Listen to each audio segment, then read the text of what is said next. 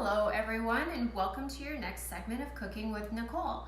Tonight we're going to make some breadsticks. That's right, breadsticks. So when we're following a low carb and keto way, a lot of times we don't feel like we can have bread. Well, this is breadsticks, but yet not quite breadsticks. These breadsticks are made out of cheese and a little bit of flavoring and an egg, and that's it. That's all there is. It's a great, quick, easy recipe to make with your individual size lasagna that we made several weeks ago, or the Italian meatballs that we had last week. A nice little accompaniment, or a great little snack that you could just have with some marinara sauce of choice or pizza sauce of choice. And so pretty easy. What we have here is 1 cup of shredded mozzarella cheese, 1 cup of Parmesan cheese shredded, 1 egg, some garlic powder, and some parsley. Now, if you wanted to use some shredded cheddar cheese, you certainly could. You could probably use, quite honestly, any cheese that you want. I just chose to use these cheeses. Another thing to note is that sometimes shredded cheeses coming out of the bag have a little bit of a powdered starch. Have you ever noticed the cheese sometimes looks like there's a little bit of a powder on it?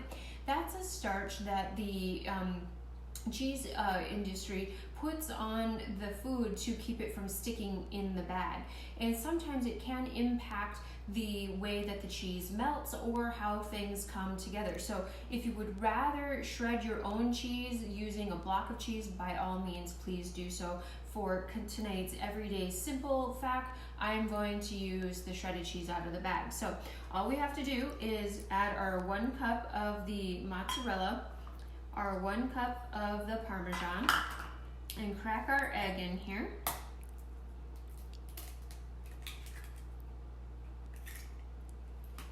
And then season to your liking. And again, I'm just using some garlic powder and some parsley to give it a little bit of color. You could add, if you wanted to spice it up a little bit, some red pepper flake. You could put some fresh basil in there, whatever you would prefer. I'm going to mix this with my hands. I just think that's going to be the best way of going about it.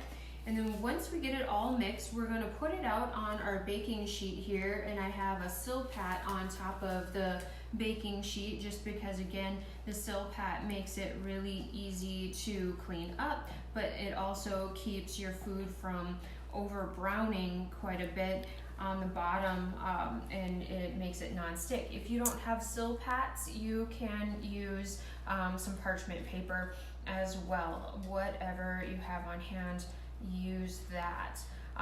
You want your oven baking at 350 degrees, and then bake it for 15 minutes. Once it comes out of the, I guess I should say, don't take it out of the oven right away. Bake it for 15 minutes and then turn your broiler on and let it broil just for a little bit of time, or until the top of the cheese becomes golden brown, and then take it on out.